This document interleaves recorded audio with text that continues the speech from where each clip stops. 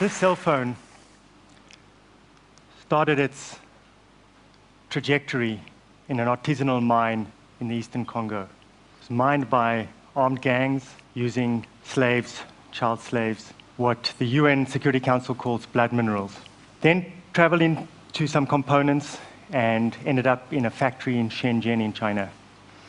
That factory, over a dozen people have committed suicide already this year. One man died after working a 36-hour shift. We all love chocolate. We buy it for our kids.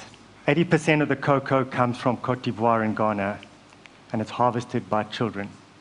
Côte d'Ivoire, we have a huge problem of child slaves, children who've been trafficked from other conflict zones to come and work on the coffee plantations. Heparin, blood thinner, pharmaceutical product, starts out in artisanal workshops like this in China, because the active ingredient comes from pig's intestines. Your diamond, you've all heard, probably seen the movie Blood Diamonds. This is a mine in Zimbabwe right now. Cotton. Uzbekistan is the second biggest exporter of cotton on earth. Every year, when it comes to the cotton harvest, the government shuts down the schools, puts the kids in buses them to the cotton fields to spend 3 weeks harvesting the cotton. It's forced child labor on an institutional scale. And all of those products probably end their lives in a dump like this one in Manila. These places, these origins, represent governance gaps. That's the politest description I have for them. These are the dark pools where global supply chains begin. The global supply chains which bring us our favorite brand name products. Some of these governance gaps are run by rogue states. Some of them are not states anymore at all, they're failed states. Some of them are just countries who believe that deregulation or no regulation is the best way to attract investment, promote trade. Either way, they present us with a huge moral and ethical dilemma. I know that none of us want to be accessories after the fact of a human rights abuse in a global supply chain. But right now, most of the companies involved in these supply chains don't have any way of assuring us that nobody had to mortgage their future, nobody had to sacrifice their rights to bring us our favorite brand name products.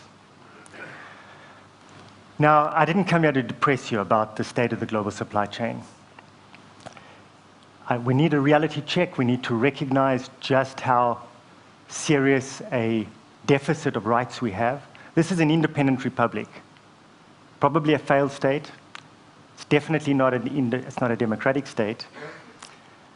And right now, that independent republic of the supply chain is not being governed in a way that would satisfy us that we can engage in ethical trade or ethical consumption.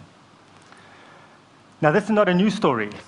You've seen the documentaries of sweatshops making garments all over the world, even in developed countries. You want to see the classic sweatshop? Meet me at Madison Square Garden. I'll take you down the street and I'll show you a Chinese sweatshop. But take the example of heparin. It's a pharmaceutical product. You expect that the supply chain that gets it to the hospital probably squeaky clean. The problem is that the active ingredient in there, as I mentioned earlier, comes from pigs. The main American manufacturer of that active ingredient decided a few years ago to relocate to China because it's the world's biggest supply of pigs. And when their factory in China, which probably is pretty clean, is getting all of the ingredients from backyard abattoirs, where families slaughter pigs and extract the ingredient. So a couple of years ago, we had a scandal which killed about 80 people around the world because of contaminants that crept into the heparin supply chain. Worse, some of the suppliers realized that they could substitute a product which mimicked heparin in tests. This substitute cost $9 a pound, whereas real heparin, the real ingredient, cost $900 a pound. A no-brainer. Problem was that it killed more people. And so you're asking yourself, how come the US Food and Drug Administration allowed this to happen? How did the Chinese State Agency for Food and Drugs allow this to happen? And the answer is quite simple. The Chinese define these facilities as chemical facilities, not pharmaceutical facilities, so they don't audit them. And the US FDA has a jurisdictional problem. This is offshore. They actually do conduct a few investigations overseas, about a dozen a year, maybe 20 in a good year. There are 500 of these facilities producing active ingredients in China alone. In fact, about 80% of the active ingredients in medicines now come from offshore, particularly China and India. And we don't have a governance system, we don't have a regulatory system able to ensure that that production is safe. We don't have a system to ensure that human rights, basic dignity, are ensured. So at a national level, and we work in about 60 different countries, at a national level, we've got a serious breakdown in the ability of governments to regulate production on their own soil. And the real problem with the global supply chain is that it's supranational. So governments who are failing, who are dropping the ball at a national level, have even less ability to get their arms around the problem at an international level. And you can just look at the headlines. Take Copenhagen last year. Complete failure of governments to do the right thing in the face of an international challenge. Take the G20 meeting a couple of weeks ago. Stepped back from its commitments of just a few months ago. You can take any one of the major global challenges we've discussed this week and ask yourself, where is the leadership from governments to step up and come up with solutions, responses to those international problems? And the simple answer is that they can't. They're national. Their voters are local. They have parochial interests. They can't subordinate those interests to the greater global public good. So if we're going to ensure the delivery of the key public goods at an international level, in this case in the global supply chain, we have to come up with a different mechanism. We need a different machine. Fortunately, we have some examples. In the 1990s, there were a whole series of scandals concerning the production of brand name goods in the US, child labor, forced labor, serious health and safety abuses. And eventually President Clinton in 1996 convened a meeting at the White House, invited industry, human rights NGOs, trade unions, the Department of Labor, got them all in a room and said, look, I don't want globalization to be a race to the bottom. I don't know how to prevent that, but I'm at least going to use my good offices to get you folks together to come up with a response. So they formed a White House task force, and they spent about 3 years arguing about who takes how much responsibility in the global supply chain. Companies didn't feel it was their responsibility. They don't own those facilities. They don't employ those workers. They're not legally liable. Everybody else at the table said, folks, that doesn't cut it. You have a custodial duty, a duty of care, to make sure that that product gets from wherever to the store in a way that allows us to consume it, not without fear of our safety or without having to sacrifice our conscience to consume that product. So they agreed, okay, what we'll do is we agree on a common set of standards, code of conduct. We'll apply that throughout our global supply chain, regardless of ownership or control. We'll make it part of the contract. And that was a stroke of absolute genius, because what they did was they harnessed the power of the contract, private power, to deliver public goods. And let's face it, the contract from a major multinational brand to a supplier in India or China has much more persuasive value than the local labor law, the local environmental regulations, the local human rights standards. Those factories will probably never see an inspector. If the inspector did come along, it would be amazing if they were able to resist the bribe. Even if they did their jobs and they cited those facilities for their violations, the fine would be derisory. But you lose that contract for a major brand name. That's the difference between staying in business or going bankrupt. That makes a difference. So what we've been able to do is we've been able to harness the power and the influence of the only truly transnational institution in the global supply chain, that of the multinational company, and get them to do the right thing. Get them to use that power for good, to deliver the key public goods. Now, of course, this doesn't come naturally to multinational companies. They weren't set up to do this. They're set up to make money. But they are extremely efficient organizations. They have resources, and if we can add the will, the commitment, they know how to deliver that product. Now, getting there is not easy. Those supply chains I put up on the screen earlier, they're not there. You need a safe space. You need a place where people can come together, sit down without fear of judgment, without recrimination, to actually face the problem, agree on the problem, and come up with solutions. We can do it. The technical solutions are there. The problem is the lack of trust, the lack of confidence, the lack of partnership between NGOs, campaign groups, civil society organizations, and multinational companies. If we can put those two together in a safe space, get them to work together, we can deliver public goods that right now are in extremely short supply. This is a radical proposition.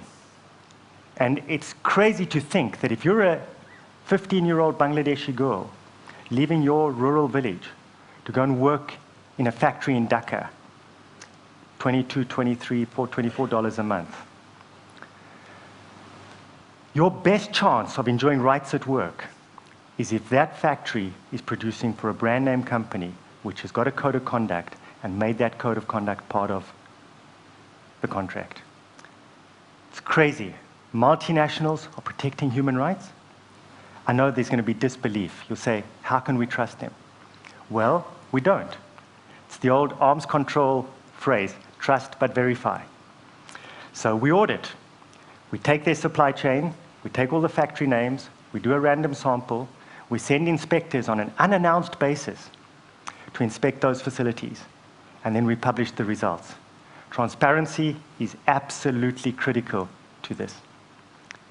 You can call yourself responsible, but responsibility without accountability often doesn't work. So what we're doing is we're not only enlisting the multinational, we're giving them the tools to deliver this public good, respect for human rights, and we're checking. You don't need to believe me, you shouldn't believe me. Go to the website, look at the audit results, ask yourself, is this company behaving in a socially responsible way? Can I buy that product without compromising my ethics? That's the way the system works. I hate the idea that governments are not protecting human rights around the world. I hate the idea that governments have dropped this ball. And I can't get used to the idea that somehow we can't get them to do their jobs. I've been at this for 30 years, and in that time I've seen the ability, the commitment, the will of government to do this decline. And I don't see them making a comeback right now. So we started out thinking this was a stopgap measure. We're now thinking that, in fact, this is probably the start of a new way of regulating and addressing international challenges. Call it network governance, call it what you will. The private actors, companies and NGOs, are going to have to get together to face the major challenges we are going to face. Just look at pandemics, swine flu, bird flu, H1N1. Look at the health systems in so many countries. Do they have the resources to face up to a serious pandemic? No. Could the private sector and NGOs get together and marshal a response? Absolutely. What they lack is that safe space to come together, agree, and move to action. That's what we're trying to provide. I know as well that this often seems like overwhelming level of responsibility for people to assume. You want me to deliver human rights throughout my global supply chain? There are thousands of suppliers in there. It seems too daunting, too dangerous for any company to take on. But there are companies. We have 4,000 companies who are members. Some of them are very, very large companies. The sporting goods industry in particular stepped up to the plate, and they've done it. The example, the role model is there. And whenever we discuss one of these problems that we have to address, child labor in cottonseed farms in India, this year we will monitor 50,000 cottonseed farms in India. It seems overwhelming. The numbers just make you want to zone out. But we break it down to some basic realities. And human rights comes down to a very simple proposition. Can I give this person their dignity back? Poor people, people whose human rights have been violated, the crux of that is the loss of dignity, the lack of dignity. It starts with just giving people back their dignity. I was sitting in a slum outside Gurgaon, just next to Delhi, one of the flashiest, brightest new cities popping up in India right now. And I was talking to workers who worked in the garment sweatshops down the road. And I asked them what message they would like me to take the brands. They didn't say money. They said, the people who employ us treat us like we are less than human, like we don't exist. Please ask them to treat us like human beings. That's my simple understanding of human rights. That's my simple proposition to you. My simple plea to every decision maker in this room, everybody out there. We can all make a decision to come together and pick up the balls and run with the balls that governments have dropped. If we don't do it, we're abandoning hope. We're abandoning our essential humanity. And I know that's not a place we want to be, and we don't have to be there.